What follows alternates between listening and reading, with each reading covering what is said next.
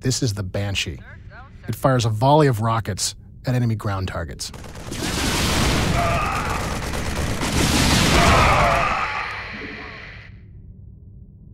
We copy. Sir, don't, sir. We copy.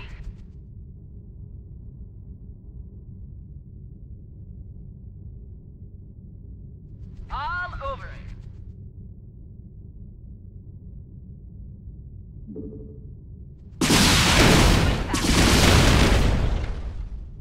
Now, these Banshees are vulnerable to this Marine counterattack, so we're going to cloak our Banshees and engage them with our area effect missiles. Fortunately for us, those Marines have clustered up, which is exactly what you don't want to do against the Banshee.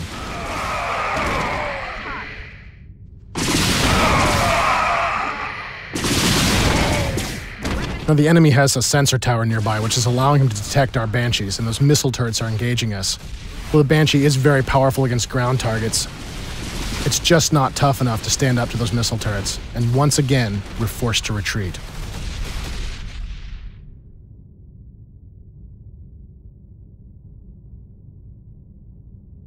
To continue this attack on the enemy base, we're going to bring in our Reapers. This is a unit that you may remember from our original announcement demo. He's got his jump pack, which enables him to traverse this difficult terrain. The Reaper also has a new ability that you haven't seen yet. This is his demolition charge, which he can throw anywhere on the battlefield. The demolition charge takes a short time to go off, but once it explodes, it can do devastating damage to static enemy targets. The Reaper is also very powerful against the enemy's economy. We're going to move our Reapers into position here in this SCV stream and start to destroy the enemy's economy. It looks like the Terran commander is responding by transforming his command center into a planetary fortress.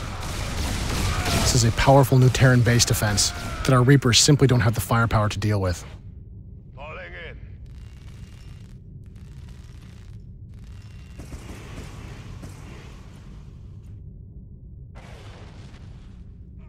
Like many Terran players, we have bases all over the map. As you can see here, our supply depots are blocking access into our base, preventing the enemy from closing with our siege tanks and allowing us to shell them from range.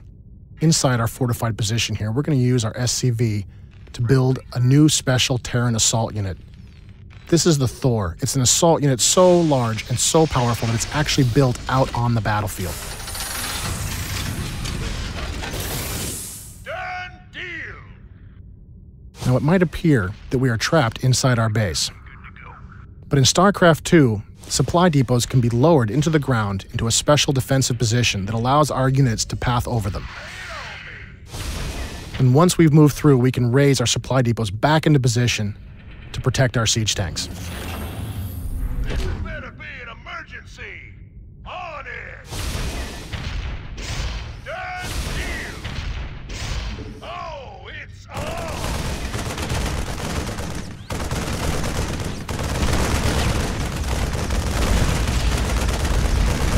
Now, you may notice that the Thor has some additional guns on his back. These special artillery attacks can be used against tough targets like this enemy planetary fortress.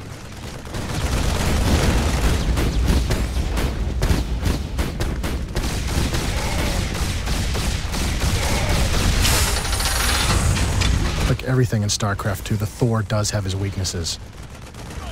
This is the Cobra. This is a small, fast Terran hover tank that can actually fire on the move, and he uses his powerful railguns to batter through the Thor's thick armor.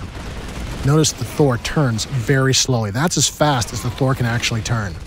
It makes the Thor very vulnerable to this kind of speedy attacker.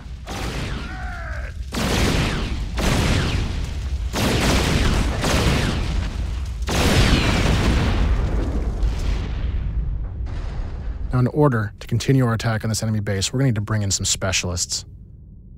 We really couldn't see making Starcraft 2 without including the Ghost. I hear that. I'm all over it. I'm here. The Ghost in Starcraft 2 is far more powerful than he was in the original Starcraft. All over it. In addition to his personal cloaking field, the Ghost can use his sniper rifle to deal lethal damage to enemy biological targets. The Ghost also has access to a number of calldowns. You've already seen our nuclear weapon. Now we'd like to show you the drop pods. This special ability allows the Ghost to summon squads of infantry anywhere he wishes.